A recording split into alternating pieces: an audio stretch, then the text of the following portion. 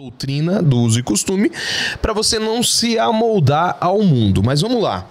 Aí colocam como regra você, por exemplo, usar o homem. Vamos falar do homem. O homem sempre de manga longa, camisa, um terno e uma gravata. No mundo que a gente vive, que é o Brasil aqui, os maiores vagabundos desse país, que estão em Brasília, eles usam só terno e gravata. Eu usando terno e gravata, sustentando essa ideia, eu não tô me amoldando ao padrão do mundo igual? Absolutamente. Absolutamente. Você, querendo ou não, tá criando um vínculo nessa visão aí, né? Coisa que você tá falando aí que você pode levar lapada depois, tá? O quê? Tá preparado pra apanhar? Mas o quê? Vagabundo tem em todo lugar, não só em Brasília. Né? Vagabundo tem em todo lugar. Mas assim, fica complicado falar disso, entendeu, pastor? Porque daí, assim, se a gente for pegar como regra de conduta um tipo de vestimenta, ele deveria ser... A gente tem aqui, por exemplo, na cidade, uma mulher de Deus que você conhece, que eu conheço, que eu sei que é uma mulher de Deus, que Deus pediu pra ela usar só uma roupa, só de uma cor, e ela tá a vida inteira usando a mesma roupa com uma cor só. Aí sim, ela não tá amoldada a ninguém aqui, ela criou. E daí, como é que fica? Então, mas aí, a ideia inicial, William, e aqui é que tá o problema de muita gente. Aqui é o problema de muita gente. É que muita gente não conhece a hermenêutica. Tem gente que, se você falar isso, ele vai dizer: o que que é isso? O que que é isso? O que que é a hermenêutica? É a ciência que estuda a interpretação dos textos bíblicos, canônicos ou não canônicos. Ou seja, eu posso usar a hermenêutica para interpretar as questões bíblicas, ou assim também dentro da ideia, usar a hermenêutica, por exemplo, para interpretação de textos processuais, nas questões do direito, enfim. Eu posso usar a hermenêutica. Então o nosso povo hoje sofre e comete esses delitos, vamos dizer assim, por não conhecer a interpretação dos textos bíblicos. Então, texto sem contexto vira pretexto. As pessoas pegam e isolam um texto do contexto geral e fazem daquilo ali uma regra, uma doutrina e acabou. Não tem sustentabilidade, não sabe o contexto, por que está ali, para que tempo aquilo foi escrito, para quem foi escrito. E aí a gente pega isso aqui, que não era nem para nós, era para os romanos, era para os gregos, eram para o israelita, enfim, e transporta isso para os nossos dias por não conhecer, não saber discernir, interpretar os textos. E aí pega uma cultura, pega uma tradição e traz para os nossos dias, faz uma confusão, faz virar doutrina. Então a gente está vivendo isso aí, né? Essa ideia da irmã aí que usa essa roupa. Em nenhum tempo, pelo menos do tempo que eu conheço ela, eu vi ela pregando para alguém que todo mundo tinha que se vestir assim. Existem coisas que são peculiares. Existem coisas que são particulares de Deus com alguém. Então isso não é doutrina, é propósito de Deus com essa pessoa. São peculiaridades de Deus. Ele pode pedir, por exemplo, ele me pediu, né? Ele moveu-se ao meu coração, tocou o meu coração, me pedindo algo. Eu tava com cabelo, que tem muita gente que acha que eu uso peruca, né? Eu tava com cabelo. Eu acho que faz uns 3, 4 dias atrás. Era de noite, eram quase 2h30, 3 horas da manhã. Eu estava me preparando para a oração das 3, porque eu não sou bobo, eu conheço os portais, né? Então existem portais com horários específicos. E às 3 horas abre-se um grande portal. Eu disse: não, eu vou entrar nessa, vou orar mais um pouco, eu vou descer para a oração. E foi nesse momento que o Senhor me pediu o meu cabelo de novo. Por que ele me pede isso? Porque eu tenho uma certa idolatria.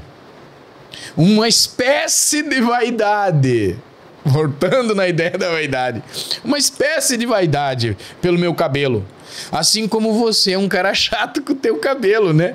E que às vezes eu admiro isso em ti, porque, poxa, você tem você gosta do teu cabelo é um cabelo legal, mas daqui a pouco eu chego aqui, o cara tá careca, meu.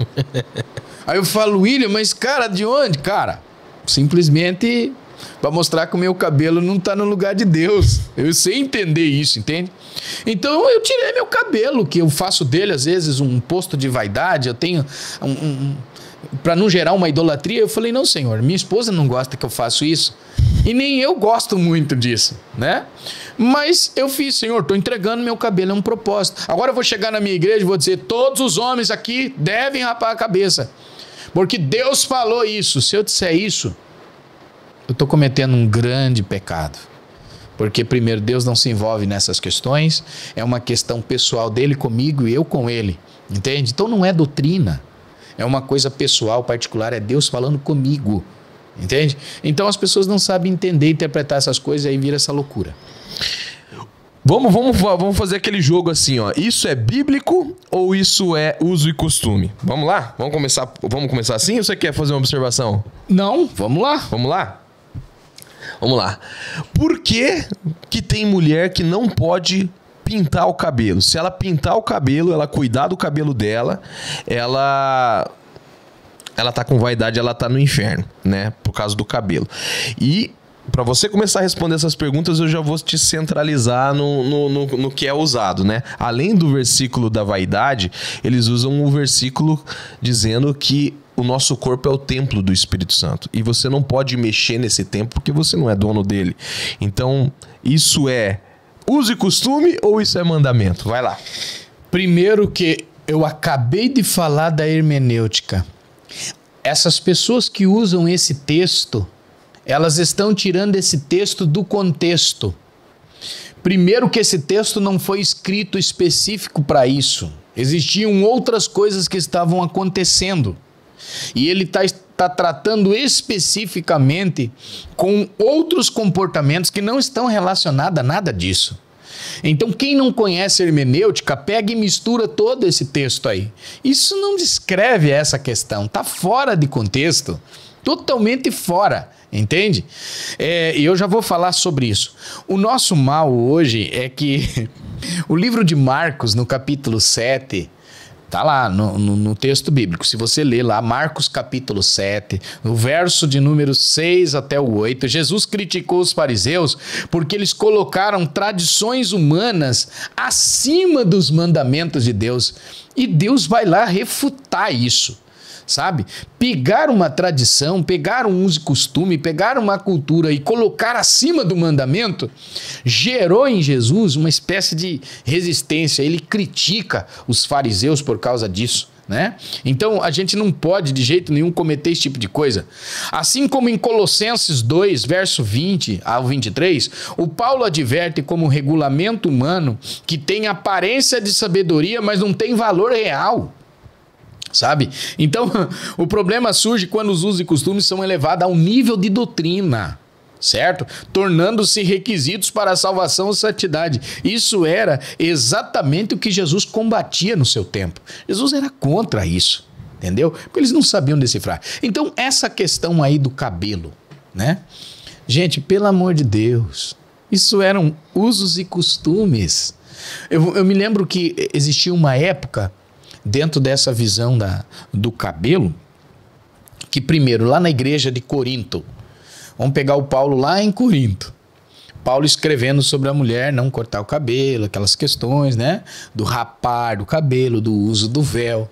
Primeiro, gente, nós estamos tendo um problema ali cultural, tradição. Nós estamos num enfrentamento ali de deusas, tá? De cultos promíscuos. Deusas de cultos promíscuos, que exigia por conta do cultuador, daquele que dava o culto, que fazia o culto da promiscuidade, o raspar do seu cabelo, entendeu? Então imagina alguém chegando na igreja, no meio dos cristãos, com a cabeça rapada. Eles iam dizer, você é um adepto. Não, você é lá daquele culto promíscuo. Então o que o Paulo vai instituir ali? Ele vai ensinar, ele vai dizer, não, ó, mulher não pode fazer isso. Se fizer, cobre com o véu, né? Então não era uma doutrina, era uma questão de usos e costumes. Agora imagine, Deus te deu um cabelo. Deus te deu um cabelo. E nós vamos hoje desmistificar essa ideia do que é vaidade. Deus te deu cabelo.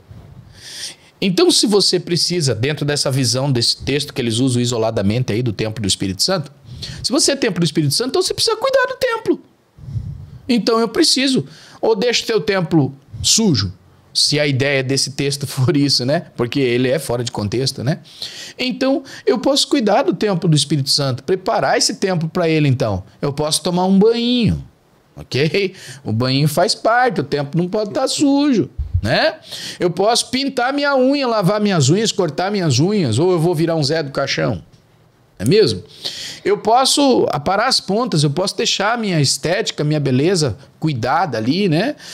Pintar o cabelo, posso. Por quê? Porque eu sou templo do Espírito Santo e o Espírito Santo quer morar num templo bonito, preparado, ornamentado, não é mesmo? A gente usar por essa questão aí, né? A gente precisa ver isso. Então, assim, não é doutrina e também não é vaidade esse tipo de coisa. O que a gente entende com vaidade? O que se entende por vaidade, William? A vaidade é a supervalorização de mim como pessoa. Isso é vaidade. Quando eu super me valorizo, sabe? Achando que eu sou o máximo dentro daquilo que eu estou exibindo, que eu estou esboçando de mim. Então, pintei meu cabelo. Não tem cabelo igual o meu. Uau, meu cabelo... Não vi uma mulher com cabelo igual o meu. Não, a tinta que eu uso ninguém tem. Mentira, é comprimido Santo Antônio, né?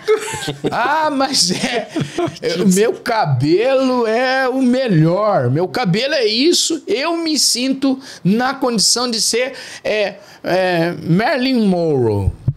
Marilyn Monroe. Nossa. Eu sou a mais bela entre as mulheres. Pelo amor de Deus, isso é vaidade. Quando você se autovaloriza de uma forma super extra, né? Porque se achar bonito é a condição de qualquer pessoa. É uma condição, né? Achar você bonita, o Yuri tá falando baixinho ali, ó. Tô escutando aqui. Então essa supervalorização é vaidade. Isso é vaidade, entende? É a valorização extrema, sabe? Em extremo. Isso sim é vaidade. Agora você pintar seu cabelo, pintar sua unha, né? Cuidar de você, isso não é pecado e também não é doutrina. É uma questão de cuidados, não é mesmo? Você se depilar é uma questão de cuidados, de higiene, gente. Não, pelo amor de Deus. Tem igreja que proíbe isso. Tudo bem, eu não vou contra a igreja. A igreja vai colocar seus usos e costumes. Tá bom? Então, você não pode sair da sua igreja porque eu estou falando isso, tá bom? Você precisa honrar a sua igreja, respeitar, porque respeitar e obedecer são princípios, e princípios são inquestionáveis e inquebráveis. Então é princípio. Então, se você é contra e tá lá dentro, opa, aí é problema. Aí é problema. Então você é rebelde. Se você tá lá dentro e tá contrário, tá batendo de frente, você é rebelde.